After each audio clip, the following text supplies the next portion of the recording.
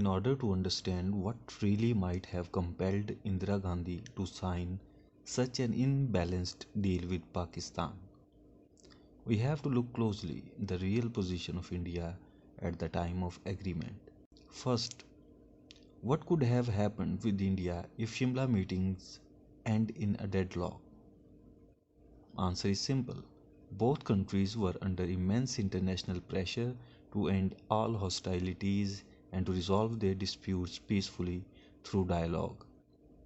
India was trying to avoid mediation, and Shimla meeting was the last opportunity for India to discuss its differences with Pakistan without the mediation of third party. If that meeting would have failed, then international pressure would have been so immense that it could force India to accept mediation. In that case, the Indian objective of forcing Pakistan to resolve issues through bilateral negotiations could not have been achieved. Second, until the time of Shimla meetings, not even a single Muslim country had recognized Bangladesh. Bangladesh's fate was still uncertain and was linked with the recognition and acceptance from Muslim nations, and Muslim countries were waiting for Pakistan's decision. Third, Indian economy in 70s was very weak. Agriculture sector, which was backbone of India's economy, was trembling and was proving insufficient to feed a huge population. India had spent billions and billions on supporting and training terrorists and separatists in East Pakistan to create unrest, and later on war with Pakistan. Although India was succeeded in his efforts, but it got nothing from it.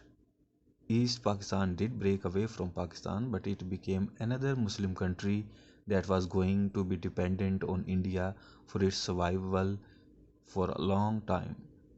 Fourth, Pakistan was showing no interest in the return of its prisoners. India was bound to treat those POWs according to Geneva's Convention, and they were just causing international pressure and were proving burden on already starving India.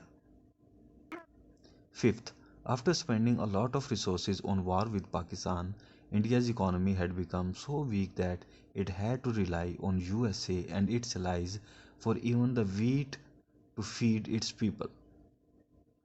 And in order to achieve this, India first had to end all hostilities with Pakistan, that was at that time a major US ally in the region.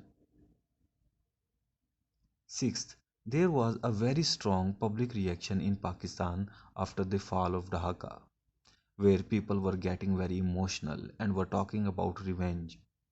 And at that time, only available leader that could have appeased the sentiments of Pakistani people was Z.A. Bhutto. And sending him empty handed was obviously not a good message for the people of Pakistan. If we consider all the above points in our mind, then we may assume that Bhutto must have convinced Indira with such points and must have persuaded her to end Shimla meeting in a successful way. But Indira Gandhi was not a child. She might have taken all such things into consideration, and probably because of these reasons, she might have decided to allow a final attempt to reach at some breakthrough.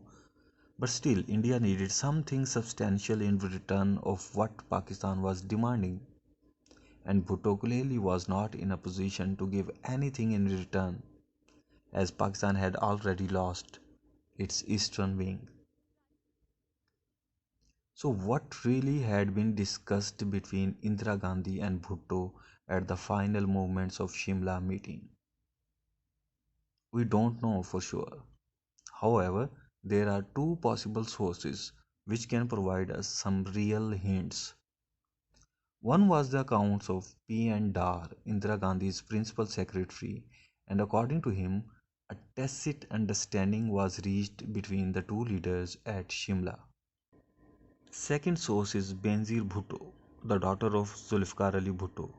She accompanied her father at Shimla, and Bhutto must have discussed something from that final meeting with her. Although Benazir Bhutto never leaked the information, but she somehow shared some information with her husband, Asif Ali Zardari. Zardari had made a sensational claim in the Pakistani parliament during a debate on the developments in Kashmir after the abrogation of Article 370 and making Ladakh a union territory.